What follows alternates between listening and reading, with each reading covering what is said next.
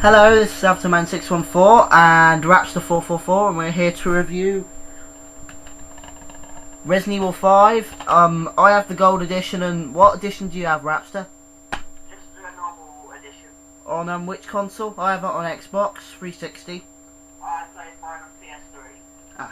So we're here to review that today, and well, first things first, what do you think of it compared to the other Resident Evils, and what do you think of the Resident Evil series in general? Well, compared to the other Resident Evil series, I'd say this is more of a shoot 'em up. Yeah. But it's in my order of favoritism, it has to go 1, 2, 5, 3, and then that's it. I'd say 5 is a pretty good game compared to 3 because you don't have some big ass guy chasing you around. Yeah, and in 3 you had like the giantess arsenal of weapons from the beginning of the game if you played it on easy, but on Resident 5 you had to unlock them through the game. And like the chainsaw, the only thing I have got to say about Resident 5 is that the chainsaw guy unlocked in Resident 4, because in Resident 4 he'll just go chop your fucking head off, but in Resident 5 he'll just walk up to you and then he'll be like, wait a minute, let me just okay, ready now, you know, that sort of thing. It's really annoying because you're like, wow, this guy's really downgraded in scariness. So what do you think of the overall amount in the game? Did you think it was a good amount, like a hefty, too much game, or did you think there was too little, or did you think the campaign was just right to fit in properly? Well, I think it was just right to fit into the space of the disc, because I think that how can I put it? The campaign wasn't too long and it wasn't too short. Yeah. A bit like Resi 4, because Resi 4 was like, what, 20 hours, wasn't it? Yeah. And that was a bloody sight to finish in one go. I mean, Resi 4, you really need infinite ammo to fucking well complete that, because there are so many enemies that will drain your ammo like shit. I mean, God, bloody hell. Yeah. You don't get a lot thrown at you like you did on Resident Evil 4, because they threw tons and tons of enemies at you and so tiny amount of ammo, like you code probably correct. Yeah. It's a bit like they're trying to get you to use the knife, but how the hell are you supposed to use the knife on people who can crossbow you from about half the freaking map? Which is kind of weird, isn't it? Yeah. The good thing about the Gold Edition is it comes with all the DLC, so I got to play the Lost in Nightmares and Desperate Escape Versus mode. I have played only one match of Mercenaries Reunion because it doesn't work on my disc. I've had to play it on a friend's console. I also got the extra figures and both costume packs, and the costume packs are really good. I mean, it's really fun to be able to watch the characters in different clothes during the game. And then Lost in Nightmares is really scary. It goes back to like old school Resident Evil, because if you here's a little tip for everyone: press the action button on the door 3 times, then once the question marks come up, press it again and it will turn to old school Resi camera angles, which is really cool. And Desperate Escape is your basic shoot 'em up level, basically. That's really all it is just shoot 'em up. And then the Versus mode, the online kind of team deathmatch. There's a team deathmatch mode which is called Survivors, and then there's another match mode called Team Slayers, or there's just normal ones if you don't want to be in a team. The Slayers is like mercenaries with friends, and it's actually really fun because you've got to kill each other, but then you've also got to kill the enemies as well, which is really cool. So what do you think of all the DLC that's come out for it, Kieran? Rapster or whoever you want to be called. I haven't got a chance to play much on the DLCs yet, but I will certainly in the future with money what I get be buying DLC, especially Lost in Nightmares. Yeah, Lost in Nightmares is scary as shit. It is really scary. So, and then I also started playing the whatchamacallit, I've forgotten what it is now.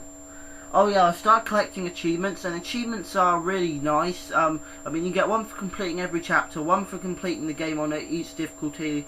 You like get ones for killing enemies 30 times with a weapon and stuff, which is pretty cool. And I do enjoy the achievements and stuff. And it's actually a big graphical update over Resi 4. I mean, Resi 4 HD, I haven't played it, but it looks really good in HD. But Resi 5 is just bloody amazing. And I know Resi 4 is a port of the Wii, but, you know.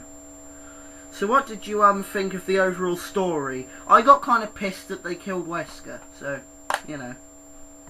Yeah, on the overall story, I think it's good that they, like, continue from Chris, because they kind of, like, from Resi 1, they gave you, like, in Resi 3, your side of the story, then there was thousands upon thousands of Resident Evil games, but it didn't give you Chris' side of what he did after the magic incident. So I thought it was good that they did that.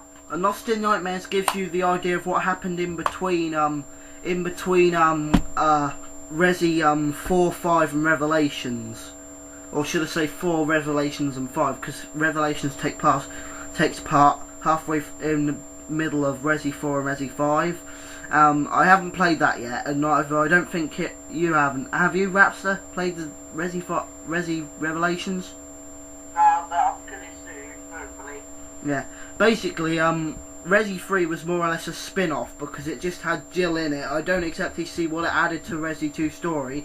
We all kind of understand that Raccoon City blew itself up to fucking hell, but, you know, it's not like it really added anything except, wow, there's something else that the T-Virus can do. It can make giant things that have tentacles that spout out and kill Brad, which was kind of a good thing because Brad was a complete and utter pussy in the first game. Couldn't agree more.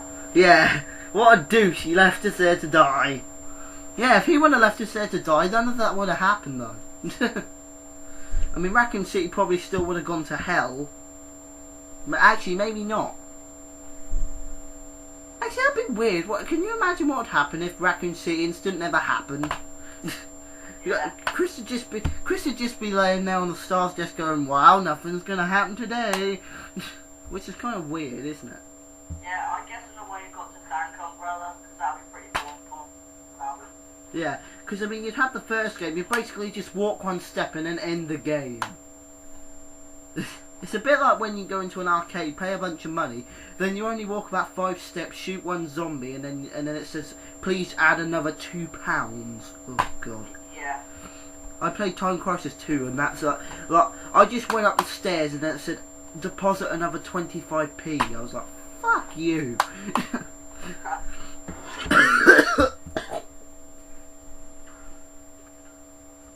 So what do you think about the whole idea of Resident Evil 5 having Wesker be killed?